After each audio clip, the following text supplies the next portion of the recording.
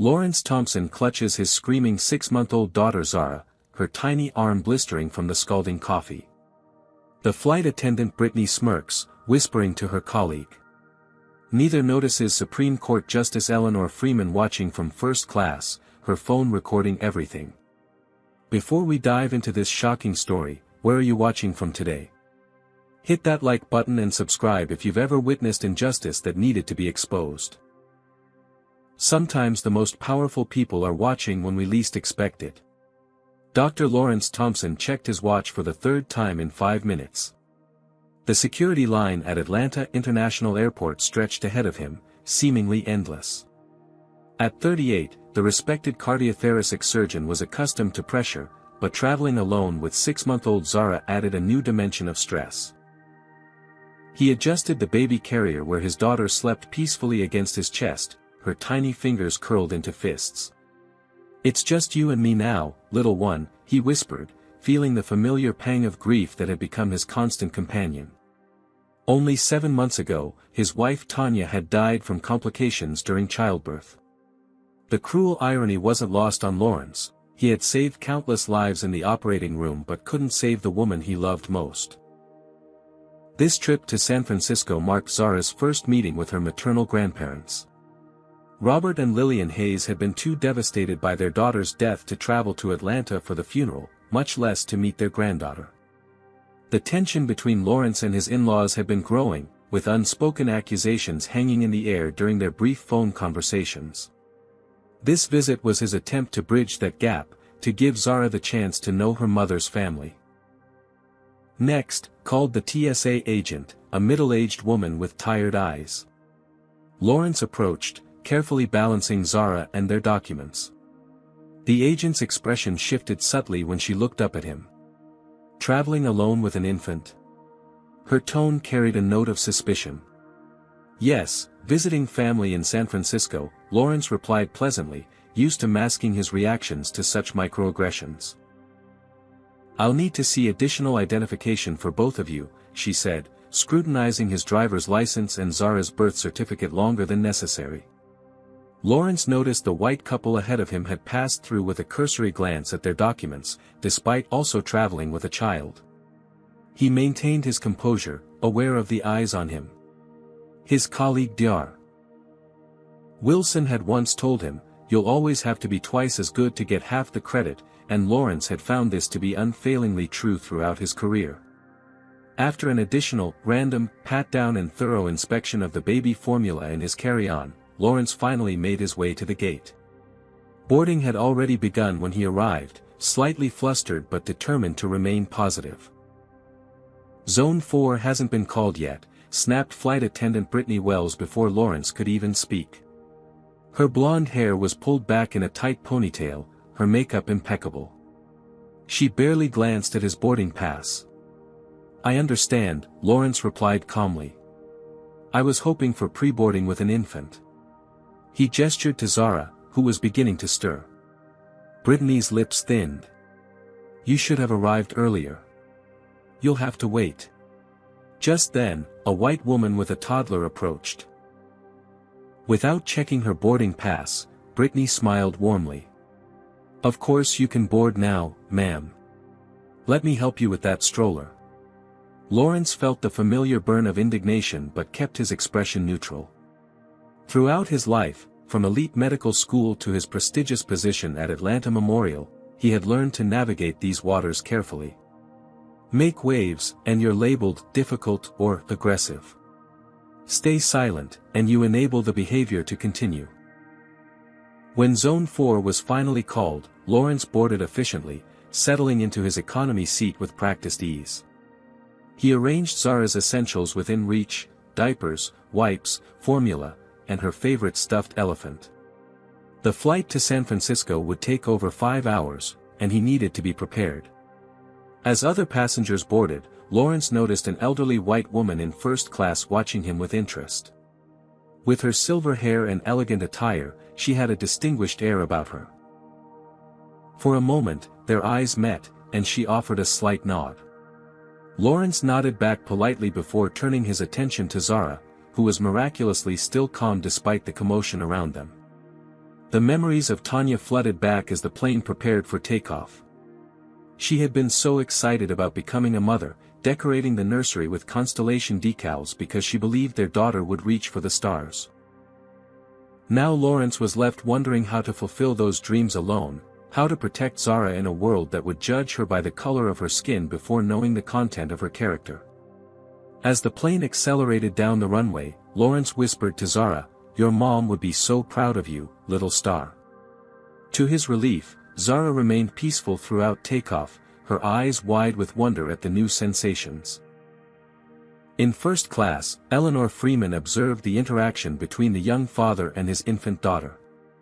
At 72, the Supreme Court justice had seen significant changes in American society throughout her career, yet she was acutely aware of how much remained unchanged. She had boarded early, deliberately choosing a seat with a good view of the cabin. Her current research on transportation discrimination would benefit from real-world observations, though she hadn't expected to witness anything significant on this routine flight. Lawrence settled in for the long journey, unaware that the woman in first class would soon become an unexpected ally in one of the most challenging moments of his life. An hour into the flight, Zara began to fuss. Lawrence recognized the early signs of hunger, her little face scrunching up, tiny fists waving.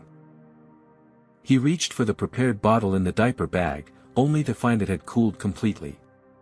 "It's okay, sweetie," he soothed, bouncing her gently while scanning the aisle for assistance. Flight attendant Brittany Wells was serving drinks several rows ahead, laughing with passengers as she worked. Lawrence waited patiently for her to reach his row. When Brittany finally approached, Lawrence spoke softly to avoid disturbing other passengers. "Excuse me, could you please warm this bottle for my daughter?" Brittany's smile vanished. She glanced at the bottle, then at Zara, whose fussing was growing louder. "I'm in the middle of beverage service," she replied curtly. "I understand," Lawrence said. "But she's hungry, and it will just take a minute to warm." With a theatrical sigh, Brittany took the bottle. "I'll get to it when I can." She continued serving other passengers, including a white businessman who made a special drink request that she cheerfully accommodated. From her vantage point in first class, Eleanor Freeman observed the interaction with interest. She had been watching the young father since boarding, impressed by his gentle patience with his infant. The flight attendant's dismissive attitude caught her attention. Eleanor took out a small notebook and began making discreet notes. 15 minutes passed before Brittany returned with the warmed bottle. By then, Zara's fussing had escalated to full-blown crying, drawing annoyed glances from nearby passengers. "Here," Brittany thrust the bottle at Lawrence. "You really should try to control your child better. Other passengers are trying to relax." Her voice carried deliberately, ensuring those around could hear. "Thank you," Lawrence replied evenly, though his jaw tightened. He tested the milk temperature on his wrist. Barely lukewarm. It would have to do. He offered the bottle to Zara, who accepted it eagerly despite its inadequate temperature. As Brittany walked away, Lawrence overheard her muttering to her colleague, a male flight attendant named Cameron. "These people never know how to travel with children. Always expecting special treatment." The comment stung, but Lawrence focused on Zara. He'd faced similar situations throughout his career. Patients requesting different doctors upon seeing he was black, nurses questioning his orders despite his seniority, security guards following him in the hospital when he wore casual clothes instead of his white coat. His mentor, Dr. Phillips, had advised him early in his career, "Save your battles for the ones that matter most." The passengers around Lawrence displayed mixed reactions. An elderly woman across the aisle shot Brittany a disapproving look, while a businessman in the row ahead loudly complained about crying babies on planes. Eleanor Freeman had seen enough. She quietly gathered her belongings and approached a flight attendant at the front of the cabin. After a brief conversation, she was escorted to an empty seat closer to economy class, ostensibly due to a temperature issue with her original seat. Now positioned where she could better observe, Eleanor pretended to read while keeping a watchful eye on the situation unfolding.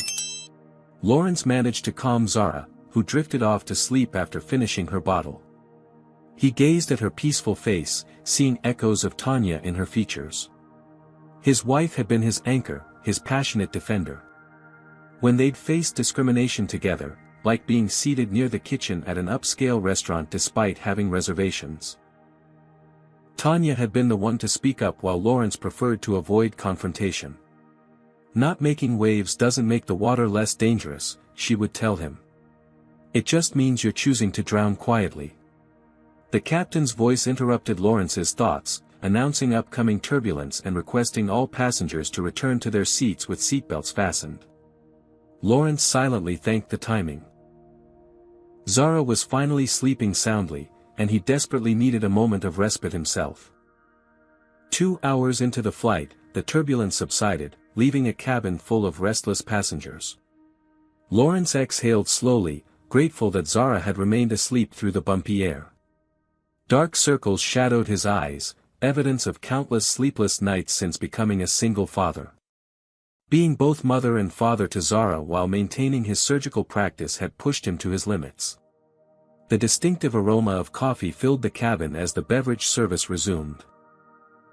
Lawrence watched as Brittany methodically worked her way from first class to economy, serving passengers with varying degrees of warmth depending on who was receiving her attention. When she reached Lawrence's row, Brittany was engrossed in conversation with Cameron, laughing about weekend plans. She carelessly poured coffee while looking at her colleague instead of the cup. In an instant, scalding liquid splashed over the armrest and onto Zara's exposed arm.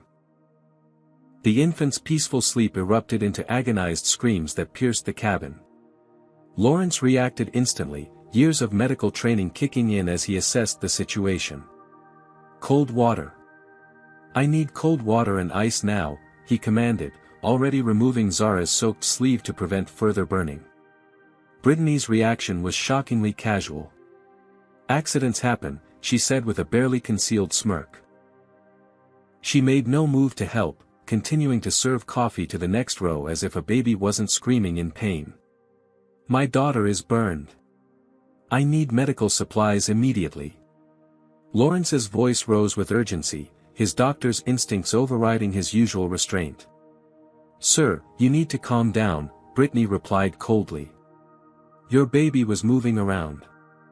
Maybe you should have been more careful. A white woman in the adjacent seat, horrified by what she'd witnessed, thrust her napkins toward Lawrence. That wasn't your fault at all. I saw everything. Lawrence pressed the call button repeatedly while cradling Zara, whose screams had intensified. His mind raced through burn treatment protocols: cool the area, prevent infection, manage pain. The angry red mark spreading across his daughter's tiny arm indicated a potential second-degree burn. What Lawrence didn't notice was Eleanor Freeman rising from her seat, phone discreetly positioned to record the scene unfolding. The distinguished older woman approached with purpose, her expression grave. Brittany finally returned with a few napkins and a cup of tap water. This is all we have, she stated flatly, her tone suggesting Lawrence was causing an unnecessary disruption. That's not adequate for a burn, Lawrence insisted, his professional knowledge clashing with Brittany's deliberate indifference. I need the first aid kit. As a physician, I can tell you this requires immediate proper treatment. A physician? Sure. Brittany's skepticism was evident in her tone. The implication was clear, she didn't believe a black man could be a doctor. I'll check if the first aid kit is available, but we're very busy right now. As Lawrence continued treating Zara with the limited supplies available, memories surfaced of a similar dismissal at his hospital. A patient had suffered complications because a nurse didn't believe Lawrence's urgent order was necessary, questioning his judgment despite his position as department head. When he'd raised the issue with administration, he was advised to let it go, for the sake of workplace harmony. Now, watching his daughter suffer while a flight attendant deliberately delayed proper care, Lawrence felt rage building beneath his professional exterior. Zara's cries had become whimpers, her tiny body shuddering with each breath, the burn on her arm forming an angry blister. Have you ever witnessed such blatant negligence from someone in a position of responsibility? Comment number 1 if you believe Lawrence should file formal charges against the flight attendant, or number 2 if you think he should focus solely on getting proper medical care for Zara. Like and subscribe if you've ever had to maintain composure in the face of injustice. What would you do if someone harmed your child and showed no remorse? The situation is about to take an unexpected turn. Excuse me, I believe I can help. The authoritative voice came from Eleanor Freeman, who now stood in the aisle beside Lawrence's seat. I was a nurse before my legal career, she explained, not yet revealing her current position as a Supreme Court justice. Lawrence looked up gratefully, still focusing on comforting Zara. She has a second-degree burn. I'm a cardiothoracic surgeon, but I need proper supplies. Eleanor nodded, turning to Brittany who had returned to observe the commotion.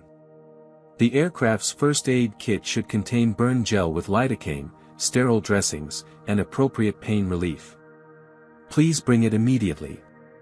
Her tone left no room for argument. Brittany hesitated, clearly assessing Eleanor's expensive clothing and commanding presence.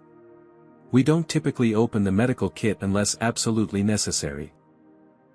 This is absolutely necessary, Eleanor interrupted. This child has a serious burn that requires immediate treatment. Bring the kit now, or I'll need to speak with your captain about the airline's emergency response protocols. Something in Eleanor's demeanor caused Brittany to reconsider her resistance. I'll check with the lead flight attendant, she muttered before hurrying away. Eleanor turned her attention to Lawrence and Zara. May I? She asked, gesturing toward the injured arm. Lawrence nodded, recognizing the confident assessment of someone with medical training. I'm Lawrence Thompson. This is my daughter Zara. Eleanor Freeman, she replied simply, examining the burn with a practiced eye. You're doing exactly the right things, Dr. Thompson. Keep the area cool but not cold. We'll need to protect it from infection once we have proper supplies. They discussed treatment options with professional efficiency, establishing a rapport based on mutual respect. Lawrence noticed how Eleanor anticipated his medical concerns, asking pointed questions about Zara's pain level and whether she had any allergies to medications. Brittany returned with Mitchell, the lead flight attendant, a balding man with a practiced customer service smile. The first aid kit was conspicuously absent. I understand there's been an incident, Mitchell began smoothly. Brittany explains that there was an unfortunate accident during beverage service. It was no accident, interjected the woman seated near Lawrence. I watched that flight attendant pour coffee without even looking, and then she smirked when it spilled on the baby. Mitchell's smile didn't waver. We take all passenger concerns seriously. I can assure you that Brittany is one of our most experienced crew members. Brittany stood slightly behind Mitchell, her expression smug until she noticed Eleanor taking notes and occasionally glancing at her phone. A flicker of uncertainty crossed her face. Where is the first aid kit? Eleanor asked directly. I'm sure we can resolve this without, Mitchell began. This child has a second-degree burn that requires immediate medical attention, Eleanor stated firmly. As both a medical professional and a legal expert, I'm formally requesting the aircraft's medical kit, as required by FAA regulations. The mention of regulations and Eleanor's confident demeanor caused Mitchell to reassess the situation.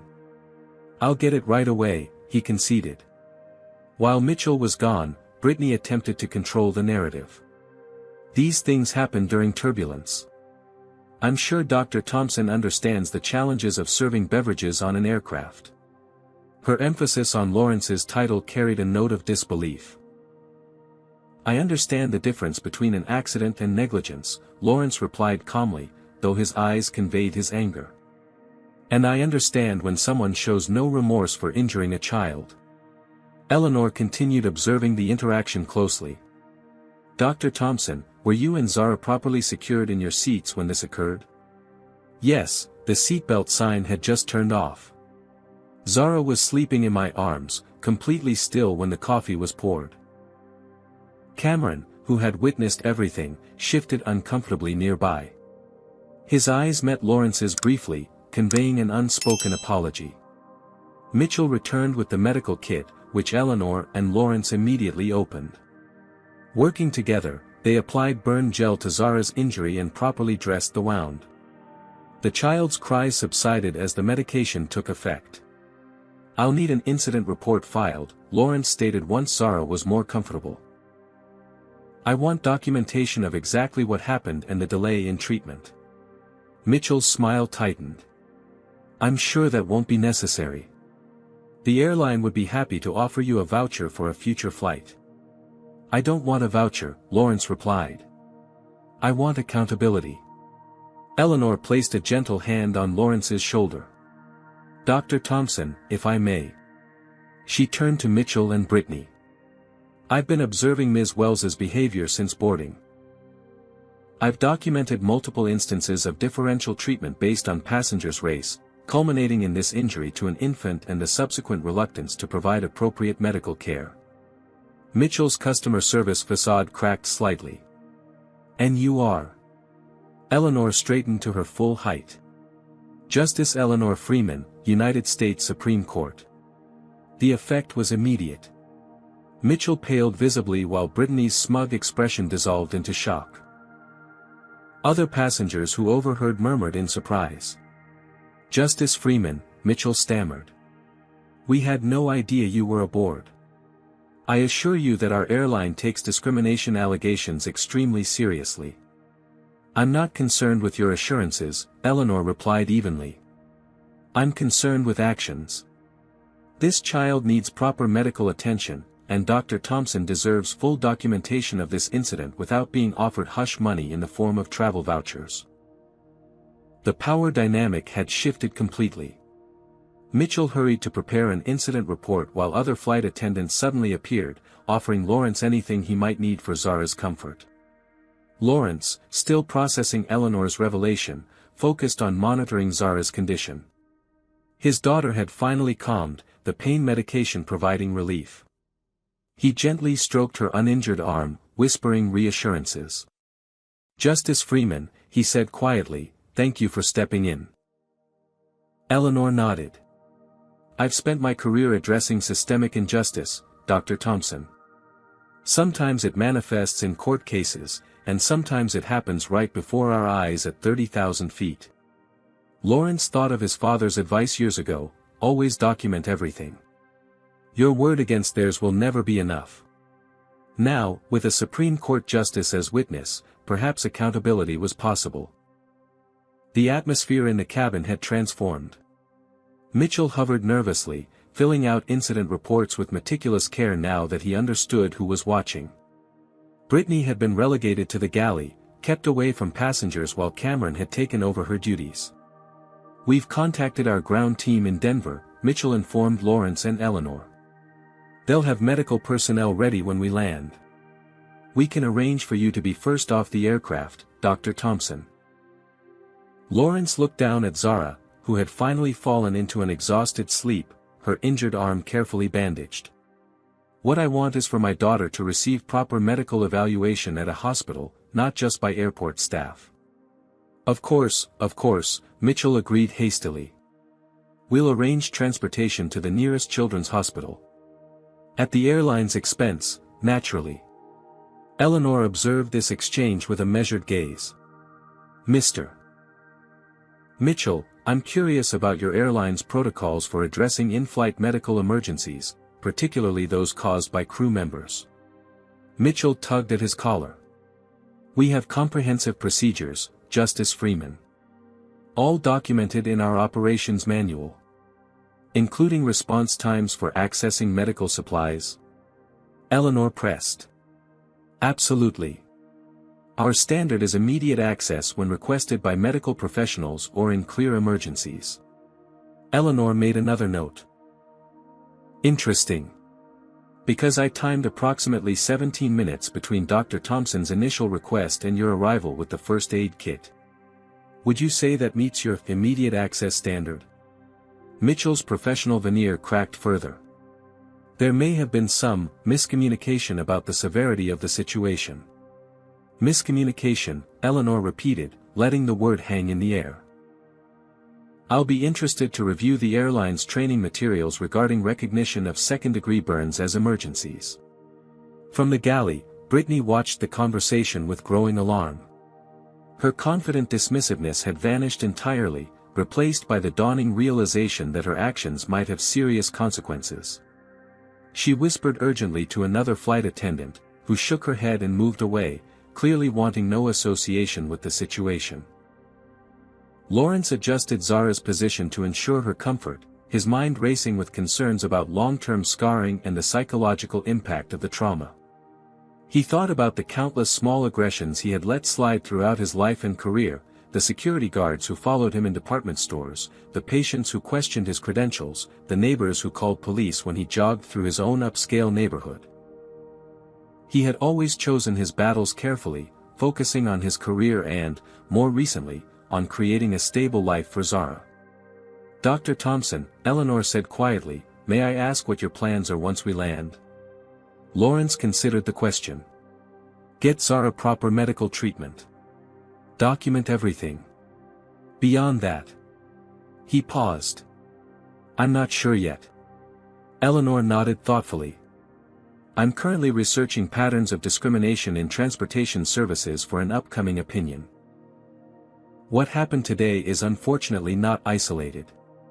Their conversation was interrupted by Cameron, who approached cautiously. "Dr. Thompson, I want to apologize for what happened. I should have spoken up sooner." He glanced nervously toward the galley where Brittany was still sequestered. "This isn't the first time something like this has happened." "What do you mean?" Lawrence asked. Cameron lowered his voice. "Brittany transferred from another airline 6 months ago after similar complaints. She's been selective about which passengers receive proper service. Several of us have noticed." Eleanor's interest sharpened. "Mr. Cameron Davis, ma'am." "Justice Freeman," he corrected himself. "Mr. Davis, would you be willing to provide a formal statement about these patterns of behavior?" Cameron hesitated, clearly weighing his job security against his conscience. Yes. It's not right what happened to Dr. Thompson's daughter." The captain's voice came over the intercom, announcing their imminent descent into Denver for an unscheduled landing due to a medical situation. The announcement sent another ripple of activity through the cabin as passengers speculated about the nature of the emergency. Mitchell returned with a stack of forms. "Dr. Thompson, if you could just sign these acknowledgments of the care provided." Lawrence reviewed the documents with professional scrutiny. "This states that appropriate medical care was provided in a timely manner." "That's not accurate." "It's standard language," Mitchell explained weakly. "It's not what happened," Lawrence countered, handing the forms back and signed. "I'll document exactly what occurred and what care was provided, including the timeline." Eleanor smiled slightly, impressed with Lawrence's attention to detail under pressure. Dr.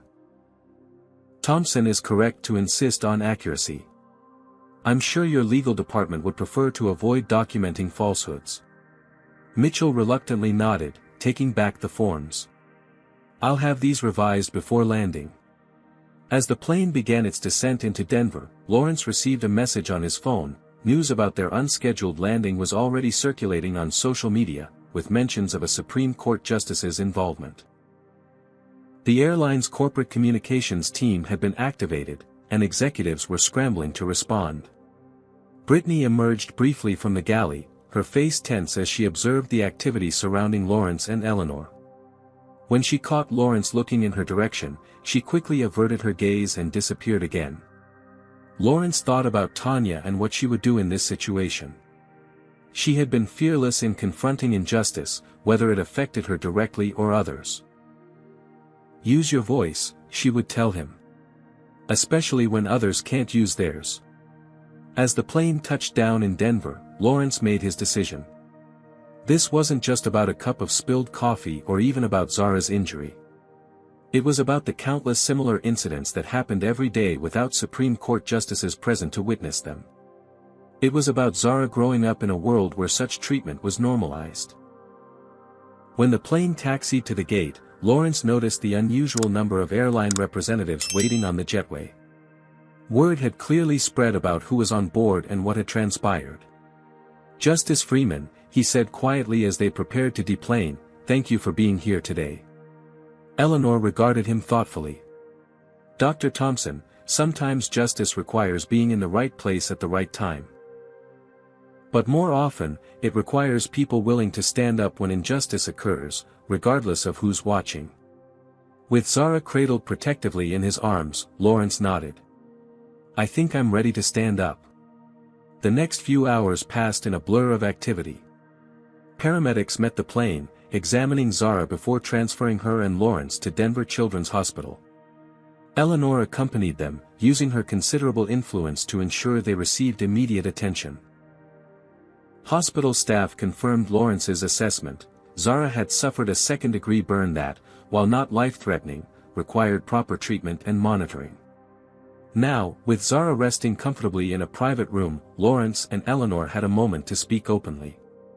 The hospital had provided a quiet consultation room where they could talk without disturbing Zara, who was finally sleeping peacefully under the watchful eye of a pediatric nurse.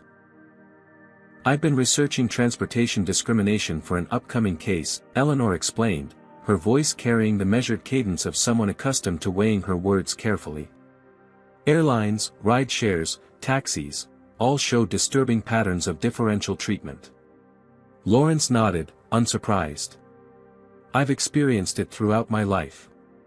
Usually in subtle ways that are easy for others to dismiss." "Nothing subtle about what happened today," Eleanor observed. "No," Lawrence agreed. "But without you there, it would have been my word against hers." Another misunderstanding swept under the rug. Eleanor studied Lawrence thoughtfully. "You mentioned you're a cardiothoracic surgeon. Where did you train?" "Johns Hopkins for medical school, then Mayo for my residency. I've been at Atlanta Memorial for 8 years now, heading the department for the last 3. Eleanor's eyebrows rose with genuine appreciation. "Impressive credentials." "My father cleaned office buildings at night so I could attend good schools," Lawrence said quietly. "He always told me education was the one thing they couldn't take away from me." "Your father sounds like a wise man." "He was." Lawrence's expression softened with memory. "He didn't live to see me graduate medical school." A comfortable silence fell between them, two professionals who had navigated systems not designed for their success. "You mentioned you were a nurse before your legal career?" Lawrence asked eventually. Eleanor nodded. "For 12 years. I worked in emergency medicine while attending law school at night." A slight smile touched her lips. "Actually, I knew your wife." Lawrence's head snapped up. "You knew Tanya?" "Not well," Eleanor clarified. "She argued a case before the court 2 years ago. Healthcare access for underserved communities. Brilliant attorney. I was very sorry to hear of her passing." Lawrence felt the familiar tightness in his chest that accompanied any mention of Tanya. "She would have appreciated your intervention today."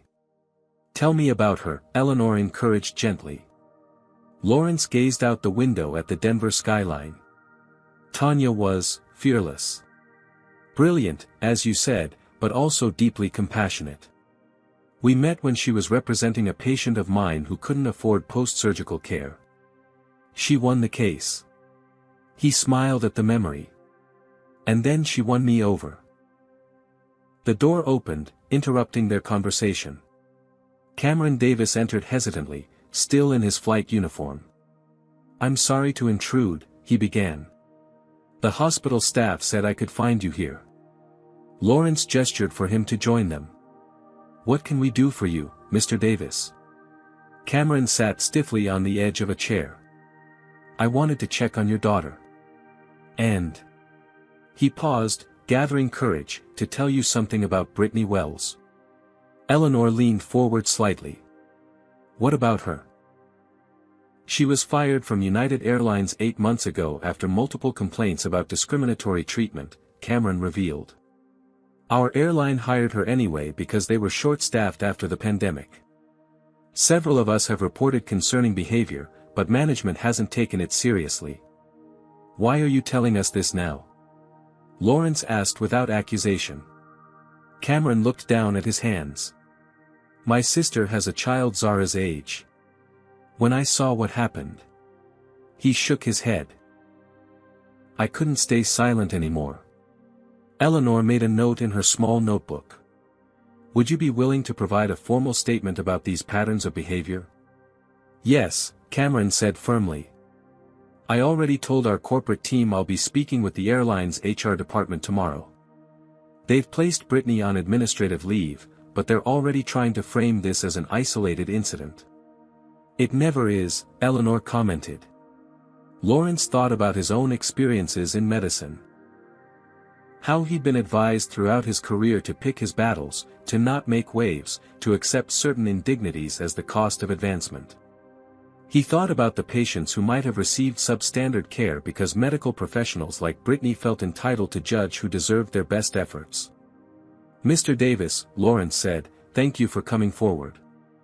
After Cameron left, Eleanor shared her own experiences with discrimination as a young black woman pursuing law in the 1970s. I was told repeatedly that I didn't belong in law school, that I was taking a spot from someone more deserving. One professor refused to call on me for an entire semester. What changed? Lawrence asked. Nothing and everything, Eleanor replied. The systems didn't change, but individuals within those systems began to stand up. Together. Their conversation was interrupted by Lawrence's phone. Tanya's parents were calling, undoubtedly wondering why he hadn't arrived in San Francisco as scheduled. I should take this, he said apologetically. Eleanor nodded. Of course. I'll check on Zara.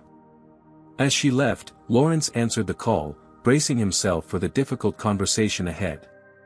Robert and Lillian Hayes had been distant since Tanya's death, their grief manifesting as resentment toward the son-in-law who survived when their daughter didn't. Lawrence? Where are you? We've been waiting at the airport. Robert's voice carried its usual edge. There's been an incident, Lawrence began, explaining what had happened on the flight. As he spoke, he realized he was sharing more with his in-laws than he had in months, his fear for Zara, his anger at the injustice, his uncertainty about next steps. To his surprise, Robert's tone changed completely.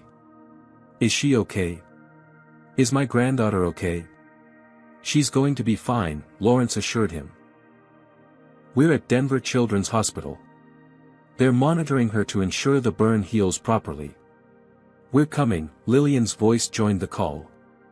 We'll be on the next flight to Denver. The unexpected support from Tanya's parents brought tears to Lawrence's eyes. Perhaps this crisis would begin to heal the rift between them, allowing Zara to know her maternal grandparents after all. After ending the call, Lawrence returned to Zara's room where Eleanor sat beside the sleeping infant. Everything all right? She asked. Actually, yes, Lawrence replied, somewhat surprised by the realization. Tanya's parents are coming to Denver. It might be the first step toward real connection with them. Sometimes tragedy reveals what truly matters, Eleanor observed. Lawrence took a seat beside Zara's crib. I've been thinking about what you said earlier, about individuals standing up together. Throughout my career, I've often chosen silence to avoid conflict, to get along in spaces where I was often the only black person in the room. Eleanor nodded in understanding. It's a calculation many of us make. When to speak, when to stay silent. Tanya never made that calculation, Lawrence said with a sad smile. She believed silence in the face of injustice was complicity. A perspective worth considering, Eleanor replied. Lawrence looked at his sleeping daughter, so vulnerable yet so resilient. Before today, I might have accepted the airline's voucher, filed it away as another unfortunate incident in a lifetime of them. For my own sake, I might have stayed silent. And now? Eleanor prompted gently. Now I have to consider what example I'm setting for Zara. What world I'm helping to create for her. Have you ever had to decide between speaking up or staying silent when witnessing injustice? Comment number 1 if you believe silence protects the system that allows discrimination, or number 2 if you think picking your battles is sometimes necessary for self-preservation. Like and subscribe if you believe in standing up for what's right, even when it's difficult. How far would you go to create change after experiencing discrimination? The road ahead for Lawrence and Zara will test their resilience in ways they never expected. Denver International Airport buzzed with unusual activity. Word had spread quickly about the emergency landing involving Supreme Court Justice Eleanor Freeman and an injured infant. By the time the medical team had transported Lawrence and Zara to the hospital, airline executives were already in crisis management mode. In Zara's hospital room, a pediatric burn specialist examined the injury while Lawrence watched attentively, asking detailed medical questions. His surgical background allowed him to understand the nuances of treatment options, though he found himself struggling to maintain professional detachment when it was his daughter on the examination table. The good news is that while this is definitely a second-degree burn, it's relatively small in area, explained Dr. Natasha Rivera. With proper treatment, children this age usually heal remarkably well, often without significant scarring. Lawrence nodded, relief washing over him. Thank you, doctor. I understand you're a surgeon. Dr. Rivera asked as she gently applied a specialized dressing to Zara's arm. Cardiothoracic, yes. At Atlanta Memorial. Dr. Rivera smiled. Then you know how resilient the human body can be, especially in children. I'll prescribe pain management and an antibiotic ointment to prevent infection. We'll want to see her again in 48 hours to change the dressing and assess healing. As Dr. Rivera finished her examination, a hospital administrator appeared at the door. Dr. Thompson. There are some people here from the airline who insist on speaking with you. Lawrence exchanged glances with Eleanor, who had remained a steadfast presence. I'll handle this, she offered, following the administrator out. Left alone with Zara, Lawrence took a moment to simply breathe. The events of the day had unfolded with dizzying speed, and he hadn't fully processed everything. He gently stroked Zara's uninjured arm, watching her peaceful sleep with profound gratitude that her injury wasn't worse. His phone buzzed with a news alert. To his shock, the incident was already making headlines: Supreme Court Justice witnesses discrimination on major airline. Social media was exploding with partial accounts, some accurate, others wildly speculative. Eleanor returned 20 minutes later, her expression serious. The airline's regional vice president is here with their legal team. They're offering a significant settlement, conditional on confidentiality, of course. Lawrence wasn't surprised. They want this to disappear. Precisely. Eleanor took a seat beside him. They're particularly concerned about my presence and the optics of the situation. What would you advise? Lawrence asked. Eleanor considered her response carefully.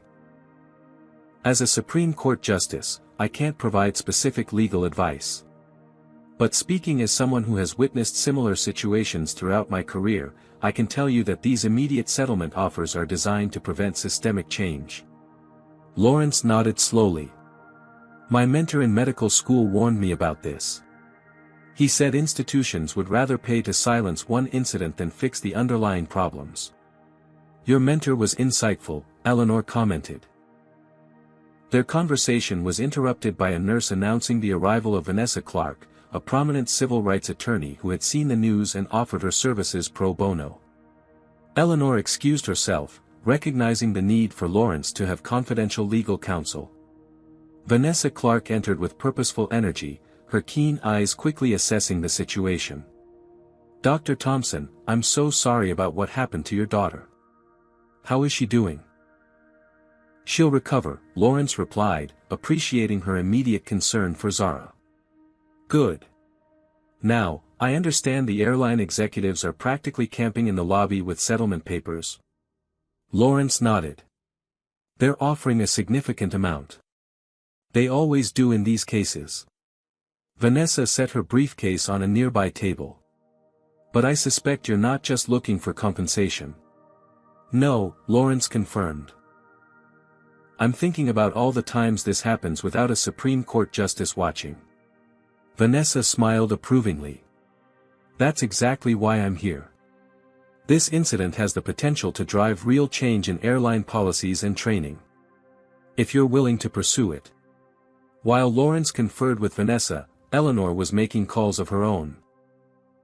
Her clerk would discreetly gather information about similar incidents across the industry, building context for her transportation discrimination research.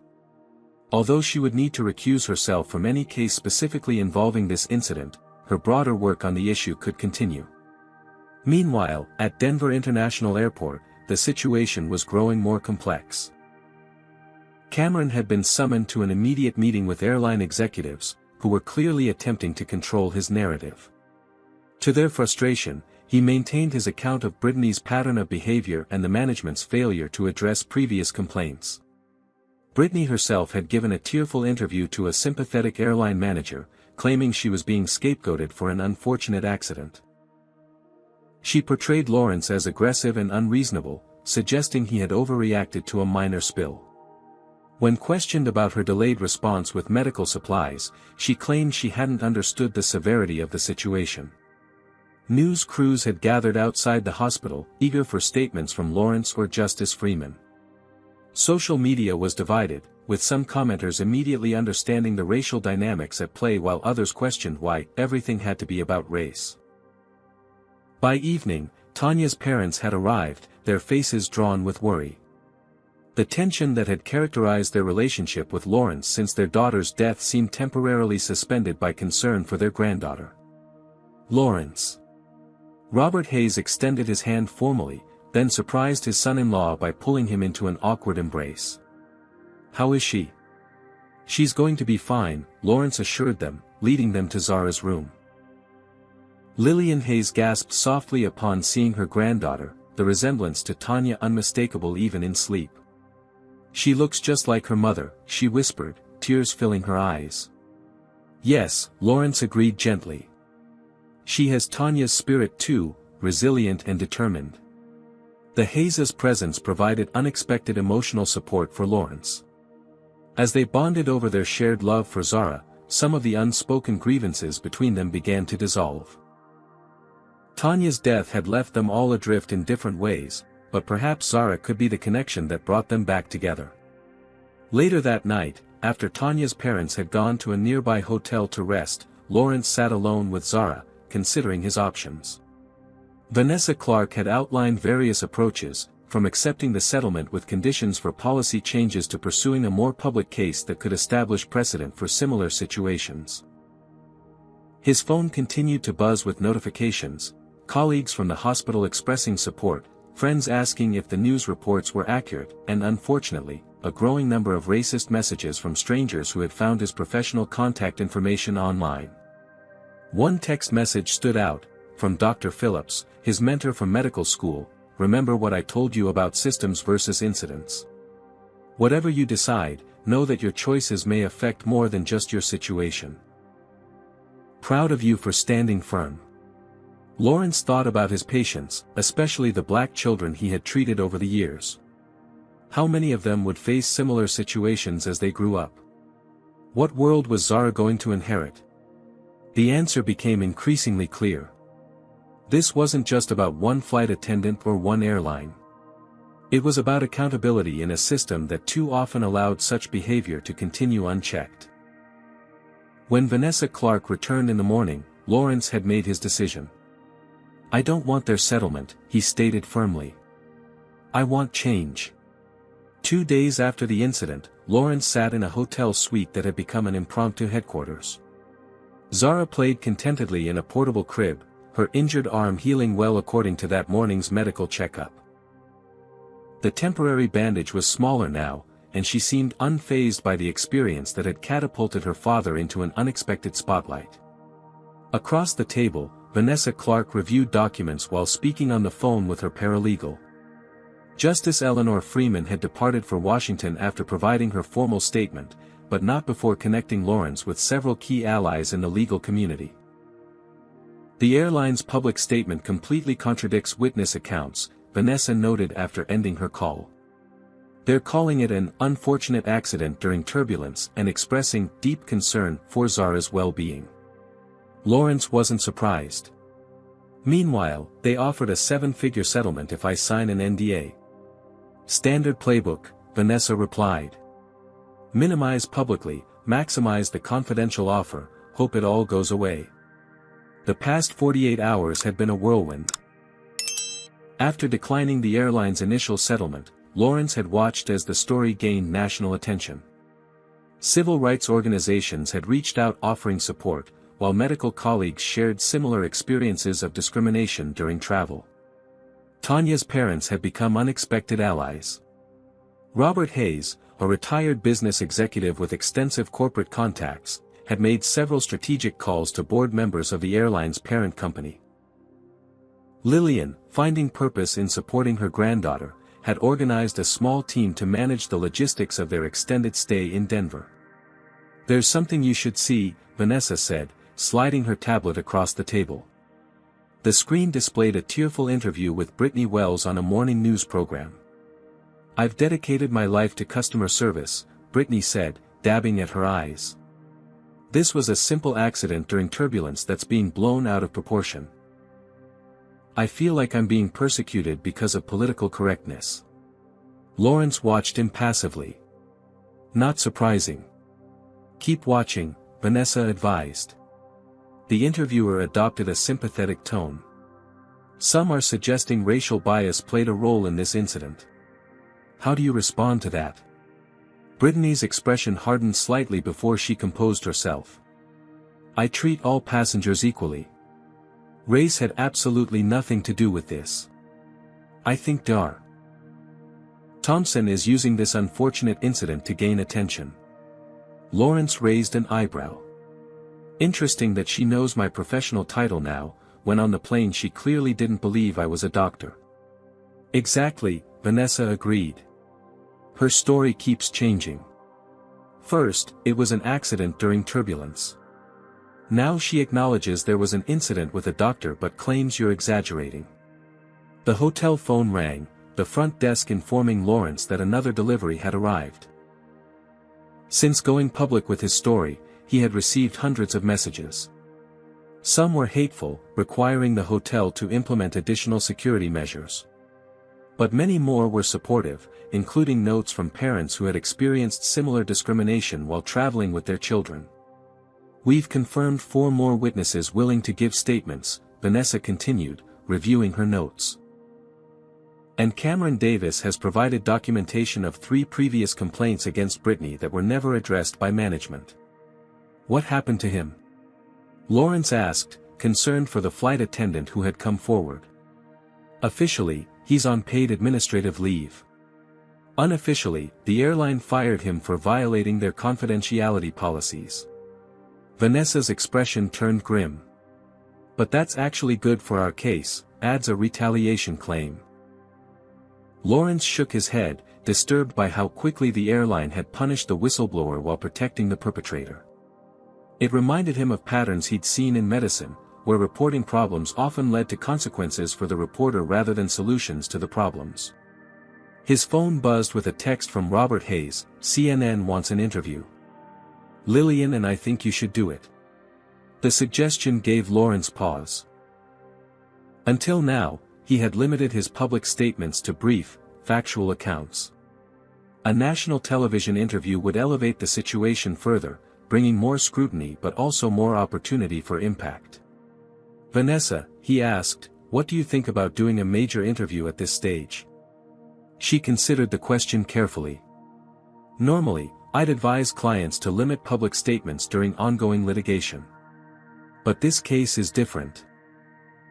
Public awareness is actually creating leverage for systemic change rather than just individual compensation. Lawrence gazed at Zara, who was happily gumming a teething toy, blissfully unaware of her role in a national conversation. He thought about Tanya, who had never shied away from using her platform as an attorney to advocate for change. Schedule the interview, he decided. But I want to focus on the pattern, not just our incident.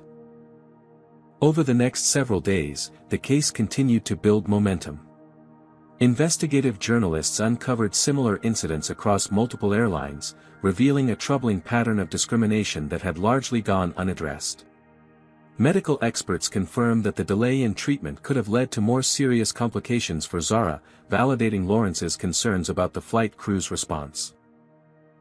In a particularly damaging development for the airline, a technology blog published screenshots from Brittany Wells's private social media accounts, revealing a history of racially charged comments and complaints about difficult minority passengers. The airline's initial defense of Brittany became increasingly untenable as this evidence surfaced. Cameron Davis, though fired, had become a key witness, providing documentation of how previous complaints had been systematically buried by management. His testimony painted a picture of institutional indifference that extended far beyond one flight attendant's actions. Through it all, Lawrence balanced his advocacy with his responsibilities as a father and his commitment to his medical career. Atlanta Memorial had granted him extended leave, with colleagues covering his surgeries and expressing solidarity with his cause. Still, he wondered about the long-term impact on his professional reputation. Would patients or colleagues view him differently after seeing him in this public role? 6 days after the incident, Lawrence sat in another hotel room, this time preparing for his CNN interview. Vanessa reviewed talking points while a makeup artist applied minimal television makeup. Zara was with her grandparents, the relationship between Lawrence and his in-laws strengthening through their shared purpose. Remember, Vanessa advised, they'll try to make this about the settlement amount or about Brittany as an individual. Keep bringing it back to the systemic issues. Lawrence nodded, adjusting his tie. A text message appeared on his phone, from Dr. Phillips, watching tonight. Remember why you became a doctor, to heal systems, not just people. The message crystallized something for Lawrence. Throughout his career, he had focused on healing individual patients, performing surgeries with precision and care. But perhaps his purpose extended beyond the operating room. Perhaps this unexpected platform offered an opportunity to address deeper wounds in society. As the makeup artist finished, Lawrence thought about the promise he had made to Tanya before she died. That he would raise Zara to be brave, to stand up for what was right, to use her voice for those who couldn't speak for themselves. Tonight's interview was a step toward fulfilling that promise. The producer signaled that they were ready to begin. Lawrence took a deep breath, centered himself, and prepared to tell their story not just for Zara, but for every child who deserved to travel, live, and exist without the burden of discrimination. The grand courtroom fell silent as the judge entered. 6 months had passed since that fateful flight, and now the case of Thompson versus Atlantic Airways had reached its conclusion. Lawrence sat at the plaintiff's table, Vanessa Clark beside him. Zara, now 1 year old, was with her grandparents in San Francisco, having recently celebrated her first birthday surrounded by a community of support that had grown from this challenging journey. "All rise," announced the bailiff as Judge Maria Rodriguez took her seat. The litigation had been exhaustive, with the airline initially fighting every allegation before the mounting evidence and public pressure forced a change in strategy. Brittany Wells had been terminated 3 months into the proceedings after additional complaints surfaced from former passengers. Cameron Davis, though fired for breaking confidentiality, had become a powerful witness whose testimony revealed systemic failures in the airline's handling of discrimination complaints.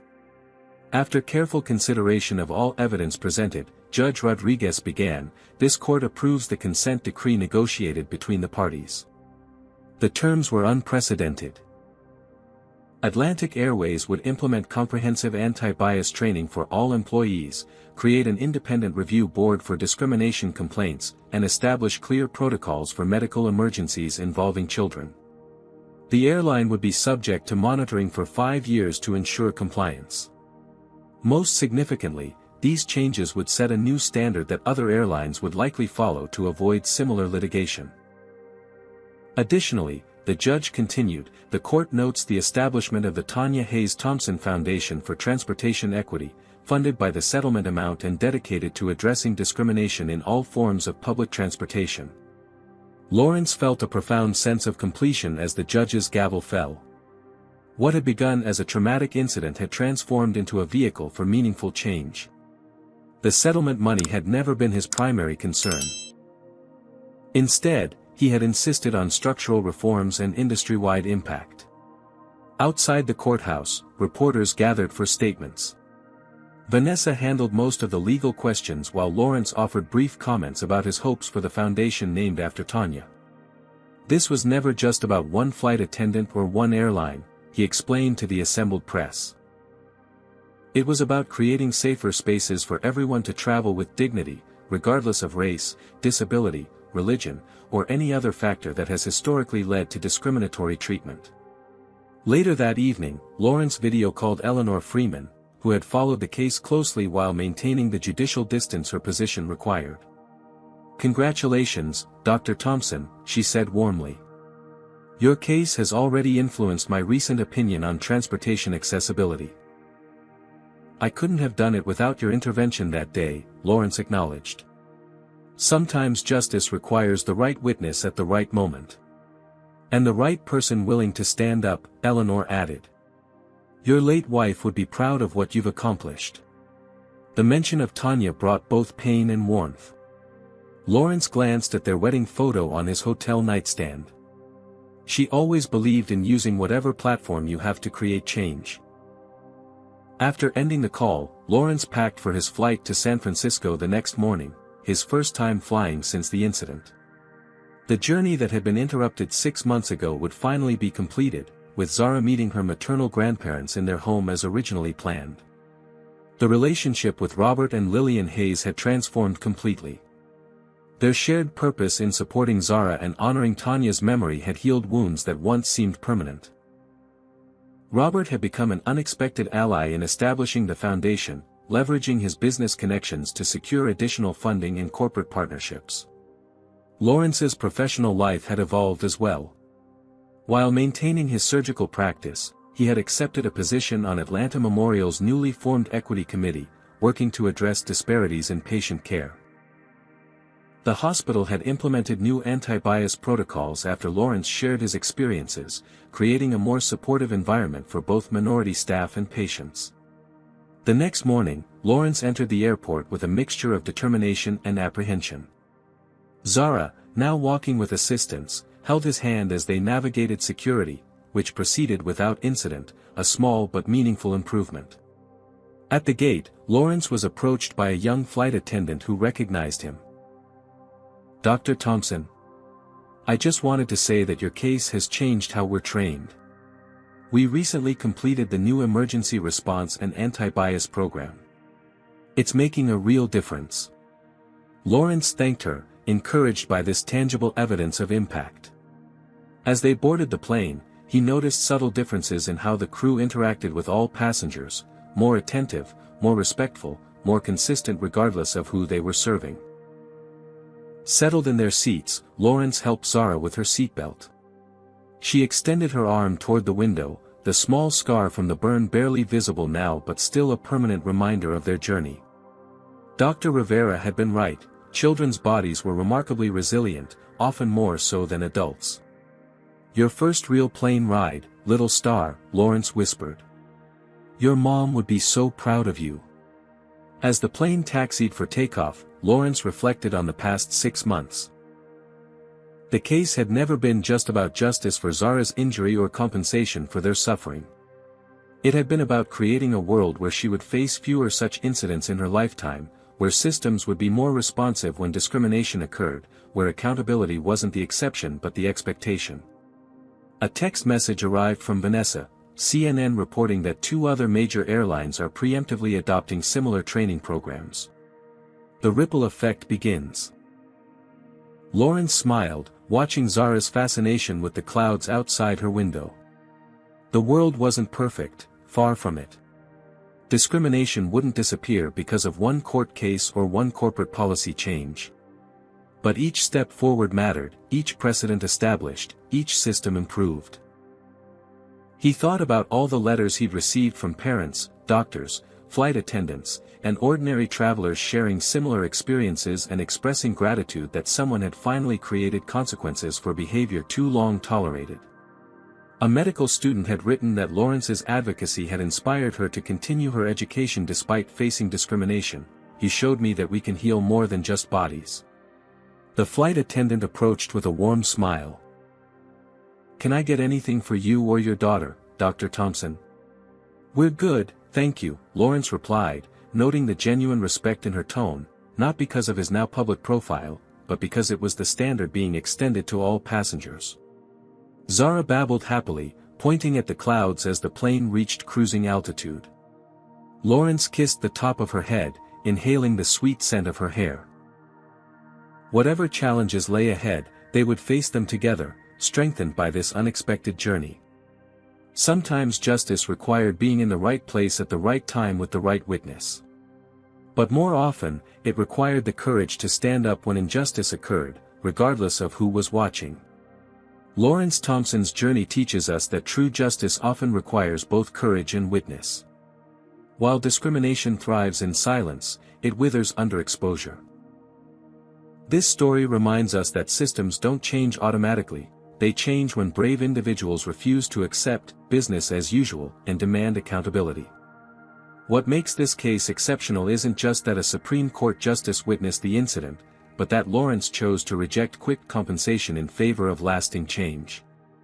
He recognized that his daughter's future, and the future of countless others, depended on challenging patterns of discrimination rather than accepting individual settlements. The transformation of Lawrence's relationship with his in-laws also reveals how shared purpose can heal deep wounds. Their collective commitment to honoring Tanya's memory by fighting injustice brought them together when grief had driven them apart. Perhaps most importantly, this story demonstrates that speaking up doesn't just benefit the individual. It creates ripples that extend to others who may never know your name but will experience a better world because you refuse to stay silent. Have you ever witnessed discrimination and wished someone would speak up? What would you do if you were in Lawrence's position? Comment below with a time you stood up against injustice or share what you learned from this story. If you believe more people need to hear messages about standing against discrimination, hit that like button and subscribe for more powerful true stories. Share this video with someone who needs courage to speak up against injustice in their own life. Thank you for joining us on this journey of resilience and transformation. Together, we can create the change we wish to see.